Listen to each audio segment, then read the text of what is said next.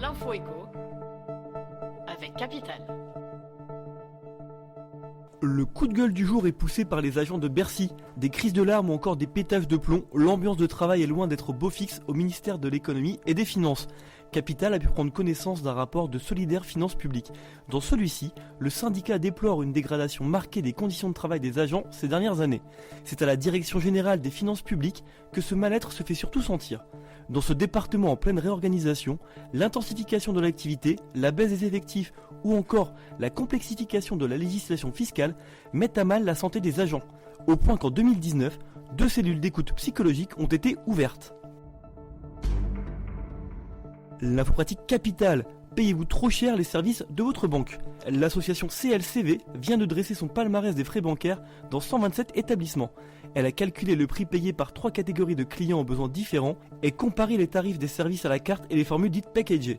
Si vous correspondez au profil de petits consommateurs établi par la CLCV, vous avez plus qu'intérêt à mettre dans la balance les différentes offres.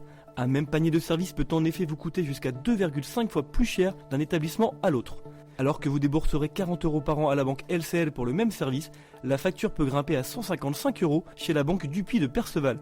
Consultez nos tableaux pour savoir quelle banque est adaptée à votre consommation et si vous devez souscrire au package proposé. Le chiffre du jour, 28%. L'encadrement des loyers a-t-il vraiment freiné les hausses de prix à Paris? Oui, si l'on en croit l'étude sur l'arrêt provisoire de ce dispositif en 2018, publiée par l'OLAP. Cette année-là, la capitale a suspendu cet encadrement. Celui-ci interdisait aux propriétaires de faire signer à leurs locataires un bail supérieur de 20% ou inférieur de 30% au loyer médian de référence. Si 21% des nouveaux baux signés en 2017 ont dépassé cette limite, ce taux est passé à 28% en 2018, soit un tiers de plus. Les bailleurs ont donc profité de la fin provisoire de l'encadrement des loyers à Paris pour rehausser leurs prix. Espérons que son rétablissement en 2019 limite la casse pour les nouveaux locataires. Et on termine avec cette initiative particulière d'un distributeur de vin de Philadelphie aux États-Unis. Il a décidé d'anticiper une éventuelle hausse des tarifs douaniers sur les produits français.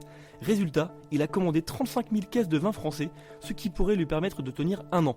Selon le copropriétaire de ce distributeur, cette surtaxe pourrait mettre en danger jusqu'à 100 000 emplois aux États-Unis. Actuellement, les vins européens sont soumis à des droits de douane de 25%. Mais si Donald Trump met ses menaces à exécution, ces droits grimperaient à 100% et de nombreux produits français, comme le champagne ou le rouge à lèvres, seraient aussi concernés. C'était l'info éco avec Capital.